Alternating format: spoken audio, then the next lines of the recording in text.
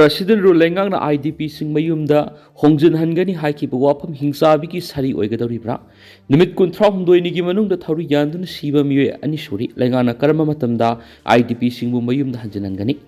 December mari English ngani ga kunga mari da koki theory sing na Tenopal district ki Laithau khulda mitai masa taragumdoi hatpada yaukiba Maisnam sana jawbasai kungani thugi mayamasu thauri yandun siramli February 10 English Singaniga Kunga Mangadi Manipura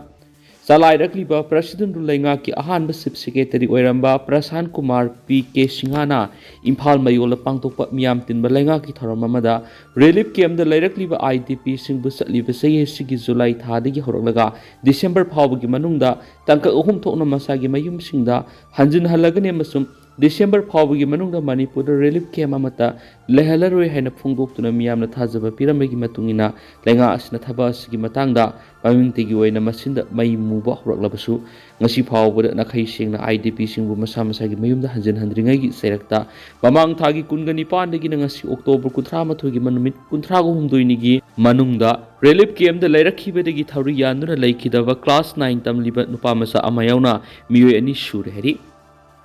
Pikliba Mahiro Nupamasa Sing the Natabelisa Setpigi case the Susampudi Kimihum Arusal Police na Pakri Arusal Pariski Meboda Leva Sango Residential School Leva Pikliba Mahiro Nupamasa Sing the Natabelisa Satkivigi Maralda School Aduki Warden or Tabak Tobu Susampudi Han Johnson Wi-Fi say Kungamapan Taski Kungamapan the Pakraba Matung Arusal Police na case adugo mari lenin school adu the principal une thabak tawba TS hoinu Wi-Fi say yangai ge taruk amasum accountant une thabak tawba niang doiting Wi-Fi ko Champuri gi mi ani makhatana Arusal Police na phakri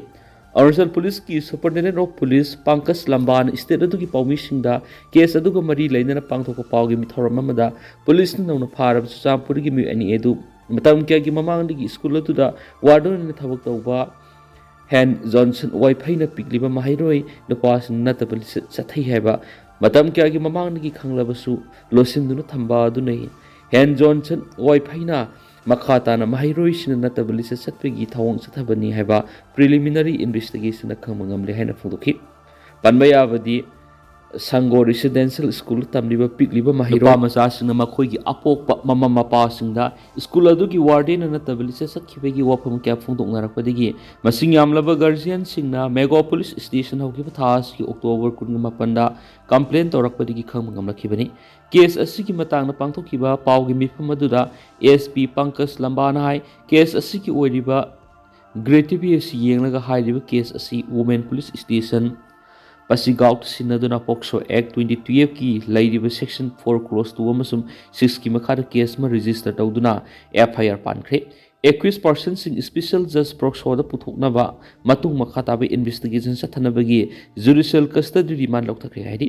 case asigi matangna makhata na victim amasum guardian singna complaint torakpadigi Pokso Act 2012 ki Section 21 Clause 2 amasum Bharatiya Nyaya Sanhita BNS 2023 ki Section 61 Clause 2 Clause A 3 Clause 5 ki ahen basarsu pankre haidi case asi yamna sensitive oibana SDPO Pasigat Dr. Akanksa Milan IPS na lusingba OC WPS OC Mebo amasum case asigi IO oiba investigating officer yaw special investigation team SIT nauna semduna makhatabi investigation sa thabok khreari khulai paibisuna yumlakta thiramle yaning da bafungdorakli None district ki manung sarma None bazar leiba lanai yum amada khulai matik sana paiba mioi khrana sangsilaglaga thi buhum gi thabak sa tharamle thawong adubu None area gi civil society organization singna kana yaning da bafungdorakli None bazar area da leiba yum amada masakhang daba khulai paiba combat dress set pa mioi singna ehing nongyai da sangsilaglaga thi buhum gi thaba du sa tharaki bane hari thawdu oduga mari leinana None area gi civil society organization sing gi oiba apun mami ma Longmai Bazar Board Office None da pangtokuna thawong adu akan mamong yaning da bafungdorakli Chairman Village Council Longmai Area Adai Dangmai Village Authority Longmai gi Chairman Kasai Gai Gangmai Joint Secretary Longmai Bazar Board Gailanchum Kamei, Naga Women's Union Longmai area, Rosie Kamei Masum, RNCM Longmai, Luang Rian Jacob, Malang Maina Punakuyik Pidon Press Tadorapa, Sirol Amanhai, October Kuntra Masum Kuntra Matuki Luna by Hing the Kulai Paiva, Gamaflex set of Sakang the Bamuishinga, Mr. Miam Lady Bigum Laka Sangshilaga Tibu Humbitabak Sataram Kibado, Mue Bigilisanati. Mafam adura leiriba civil society organization sing na mamang na kaya rakhanna asiguma thawong asi sathapidana wa haijakhiba lekhre asiguma thawong si kanaguma miyoi natraga na group sing na sathaduna miyam da kian khangan bagi thabak sathadana wa civil society sing gi maikei digi appeal tawri asiguma thawong sing naga area da sathaba tarabadi makoina tawriba makhal gi crime adu yengdana custom amasum tradition gi matung ina thabak lokhatpi gi chatnaba leidi haiba ningsing na wa khanki Maram asina kulai paiba lupsinga asiguma thabak thawngsing makha sathadana ba appeal torakli Delhi the criminal kap to halamli North East Delhi gi Silampur area criminal case tareta sena sahi kungani thu shuraba miwema nongmai na kap to halam la na police na phungdokre police officer lamana phungdok gi matu ina thawdo du ngarang midang pung 10 ka minute ni phurom tabra thokibani baknai ki thawdo du gi pau phangbaga police sangsiluda miwema nongmai na palaga lerama thengnabadagi khudakta Gas Pravesh Chandra Hospital Kutki Dubushi no Purakli Haina Doctor Singh Laptoki. Laikidra Bamu Dugi Maming Miss Bahakawi Zafar Batagi Haina Pungo do optional to Nike. Tigat Pikita Buxa Tabada Mi Hat Pamasum Hana Bahona Yauna criminal case that Siena Mishani have a Kamani. Makarana Karima Gidama Halam Libano have a Kango Nabahouse Tigat Pikita Buxa Tarihana official Singdon Pundorakli. Nagaland Labor Cookie Kasari Mikir Garo Singh government ki kanabasing piramadu pikhiroi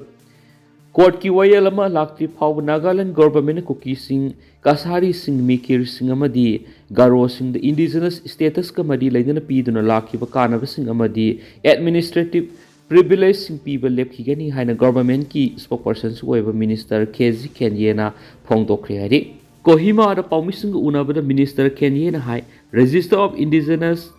Inhabitants of Nagaland's RIIN Lepthoknaba Sathariba Thabak Singamadi Inner Line Permit Regulation Act 1873 gi matangda State Cabinet and Khana Kresowari ILP Phajana Satnahanaba Amadi Yellowish na Pangpam Topakana Sing Lana Sizinaba Tingnaba Kana Yellow Mino Habadu government Sapsana Madi Tashing Tashinamasa Kangdokadabane have a wapam Magna Town Kenesu Paus to Makatari Chuchampur hausi henglep Assam Rifles na miyuema pharaga punaba honabada kuki nupi singna irang sagalakre hari irang horakre hari makata ba no update myam punang aminasi